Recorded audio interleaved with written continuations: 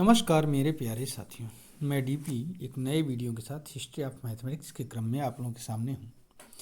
आइए इस क्रम में हम लोग गुणन की विधियों के विषय में जानते हैं। भारतीय गणित में गुणन की विधि क्या है, गुणा करने की क्या विधि है, मल्टीप्लाई करने की।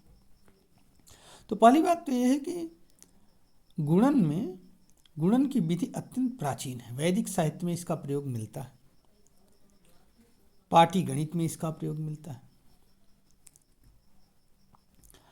अगर हमें देखें कि वक्षाली हस्तलिपि में भी इसका प्रयोग हुआ है गुणन का, ठीक है।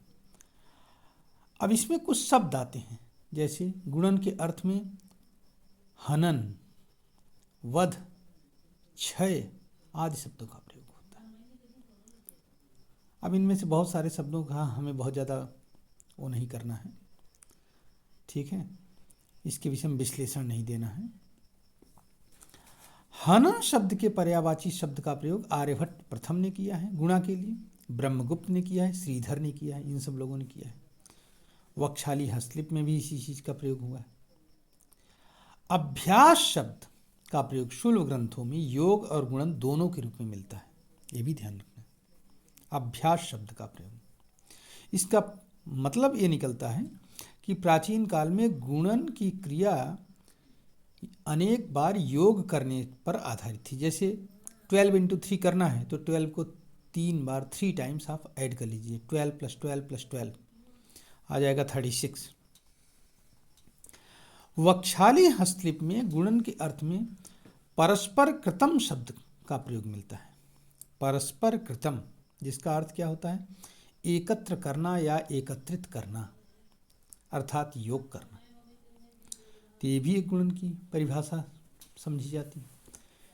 इसका मतलब क्या निकला कि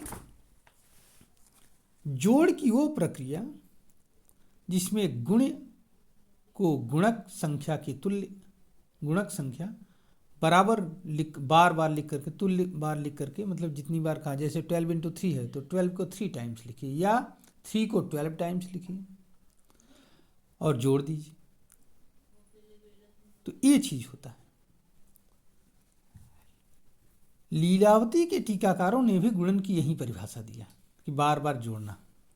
भास्कर प्रथम ने एक शब्द यूज किया, संवर्ग, घात, हति, उद्वर्तना आदि शब्दों को गुणन का पर्यायवाची कहा।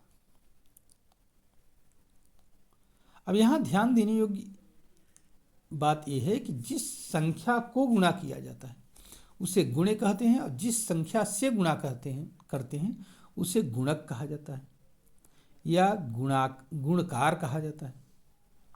और गुणा करने के पश्चात जो संख्या प्राप्त होती है उसको गुणनफल या प्रत्युत्पन्न कहा जाता है। ये परिभाषिक शब्द जो हैं अनेक संदर्भ ग्रंथों में मिलते हैं। अब क्रियाविधि तो आज नहीं बताएंगे, आज इतने पर ही रोक रहे हैं। कल इसके क्रियाविधि के विषय में हम लोग चर्चा करेंगे, ठीक है, अगले वीडियो में। नमस्कार।